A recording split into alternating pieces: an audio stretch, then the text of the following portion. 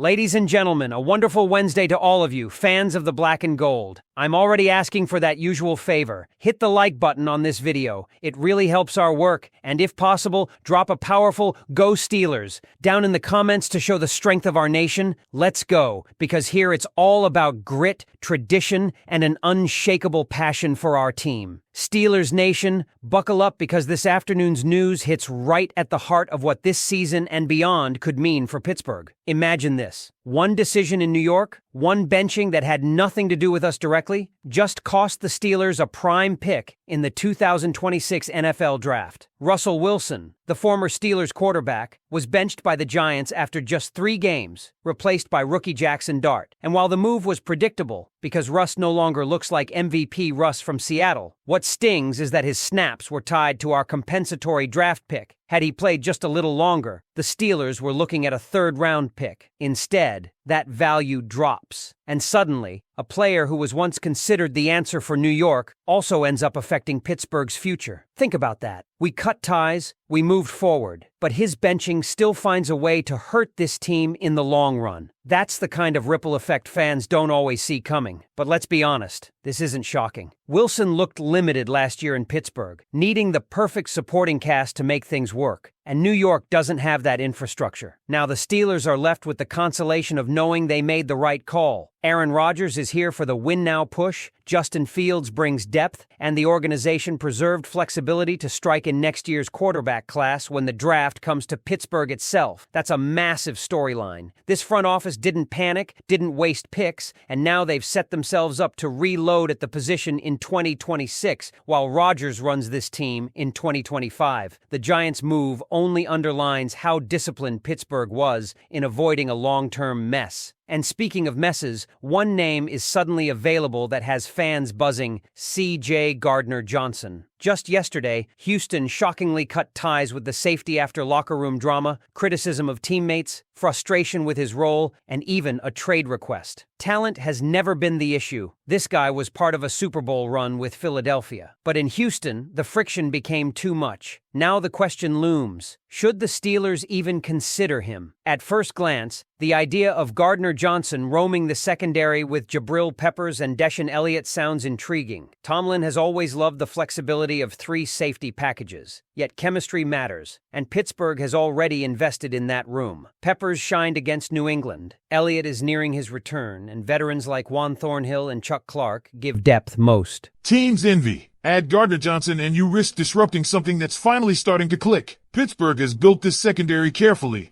and the last thing they need is a volatile piece demanding a starting role. So the safer bet? Stick with what's working and let other teams gamble on the drama. And while roster moves always grab headlines, the real pulse of this team comes from the man at the podium, Mike Tomlin. This week's Tomlin Tuesday gave fans a dose of optimism. Deshaun Elliott and Joey Porter Jr., 2 critical pieces of this defense, now have a chance to play against the Minnesota Vikings in Dublin. Both were dealing with injuries, but Tomlin stressed their participation this week will determine their status. Getting them back changes everything. Porter Jr. allows this defense to play press man with confidence. Elliott adds communication, run support, and disguises that make this scheme unpredictable. Without them, the Steelers have been forced into more vanilla coverages, and we saw the price last week when a miscommunication led to a Patriots touchdown. Chemistry takes time, but with these 2 returning, the secondary has a chance to evolve into the dangerous unit fans envisioned when the front office reshaped it. And that theme, chemistry, was central to Tomlin's entire message. He admitted the defensive playbook is still limited,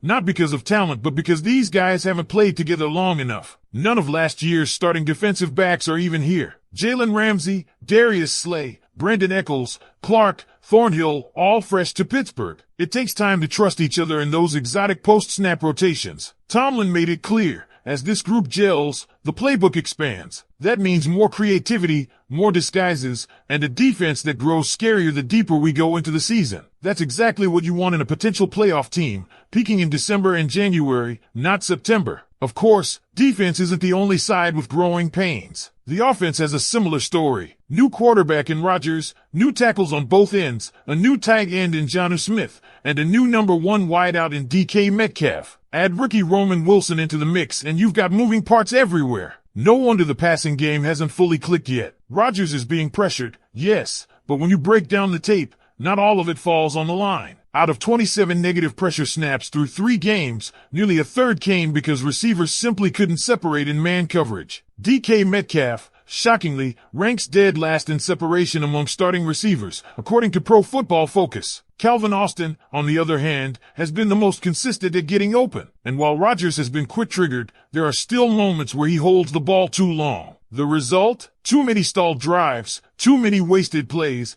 and a passing game that looks more hesitant than explosive. The good news? There are fixes, adjustments in route concepts, better utilization of Austin and Wilson, and schematic tweaks to get Metcalf more favorable matchups. And that's where this story leaves us, Steelers Nation, a team built with so many new parts that early turbulence was inevitable, but with the talent and leadership to grow stronger as the season unfolds. Wilson's benching hurts the draft board, Gardner Johnson tempts the roster, Tomlin's press conference promises growth, and the offense's flaws point to opportunities. Everything is still in front of this team. The journey is just beginning, and the biggest questions now are yours to answer. Should Pittsburgh take a chance on C.J. Gardner-Johnson despite the baggage? Do you believe this passing game can evolve fast enough to match a championship defense? And most importantly, are you confident this team will be hitting its stride when it matters most? Drop your thoughts, Steelers fans, because this conversation is far from over. Steelers fans, if you're still with me, here's where things get even more fascinating. Because beyond the headlines of Russell Wilson's downfall, C.J. Gardner-Johnson's release, and Tomlin's cautious optimism, lies the core issue that could define this season, the passing game. And if you think it's just the offensive line's fault, the numbers tell a more complicated story. Through 3 games, Pittsburgh has logged 27 negative pressure snaps, plays where Rodgers faced heat and either the result was negative or required him to escape quickly. On nearly 10 of those plays, not a single wide receiver was open. Think about that. Rodgers wasn't just under duress, he was throwing into tight windows with 0 clean options, and defenses know it. They're daring Pittsburgh to win against man coverage, and right now the Steelers are failing that test. DK Metcalf, the man brought in to be the physical, dominant number 1, has been exposed. Pro Football Focus currently ranks him dead last in separation among all qualifying wideouts. Dead last. That's not what you expect from a supposed elite target. Pat Freiermuth and Jonnu Smith aren't helping either, struggling to shake defenders in man-to-man. It's Calvin Austin who has been the lone bright spot, consistently finding daylight and providing Rodgers with a reliable escape. But one man can't carry an entire aerial attack. Roman Wilson has flashed in spots, yet hasn't had the volume to shift games. So, when you see Rodgers getting hit, sacked, or dumping off short passes, remember, it's not just the line crumbling, it's the receivers losing battles downfield. This creates a ripple effect. With no consistent deep threat winning in man,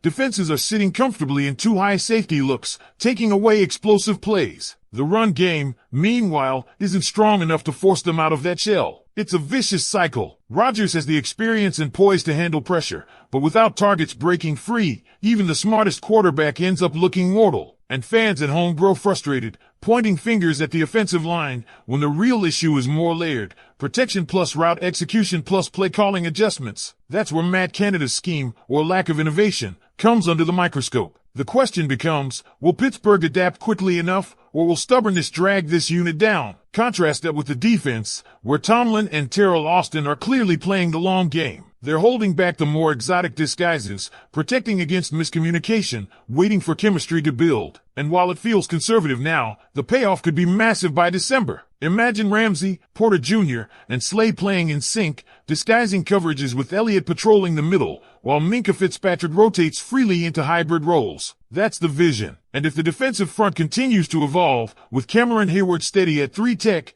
Daniel Archibong absorbing blocks at nose, and rookies like Keanu Benton allowed to shoot gaps and disrupt, that's the kind of identity Pittsburgh football has always thrived on, smothering defense that buys the offense time to figure itself out. But Steelers Nation, here's the key takeaway. This team is designed for the long haul, not the early sprint. Last season, Pittsburgh started hot but faded late. This roster is engineered to peak in the winter. Rodgers isn't here to win September headlines. He's here to deliver in January. The offensive line, young and raw, will only get better with reps. The secondary, entirely rebuilt, will only sharpen with trust. Even the receiving core, as frustrating as it is now, could look different once the playbook expands and Rodgers builds timing with his new weapons. It's frustrating in the moment, but the foundation is there. Now, I want to flip it back to you, the heartbeat of this fan base. How patient are you willing to be? Do you believe in this philosophy of slow growth toward a late season peak? Or do you demand urgency now, even if it risks mistakes? Should the Steelers' offense be overhauled with more aggressive changes immediately, or is the smarter move to let chemistry naturally build? And most importantly, what's your level of confidence in Aaron Rodgers leading this team through the storm? Steelers Nation, your voice is what keeps this conversation alive. So sound off in the comments, should Pittsburgh stick with patience or crank up the urgency? Because here's the truth, Steelers fans, what we're watching right now isn't the finished product. It's the foundation being laid brick by brick. Yes, Russell Wilson's benching hurt the Steelers in the draft,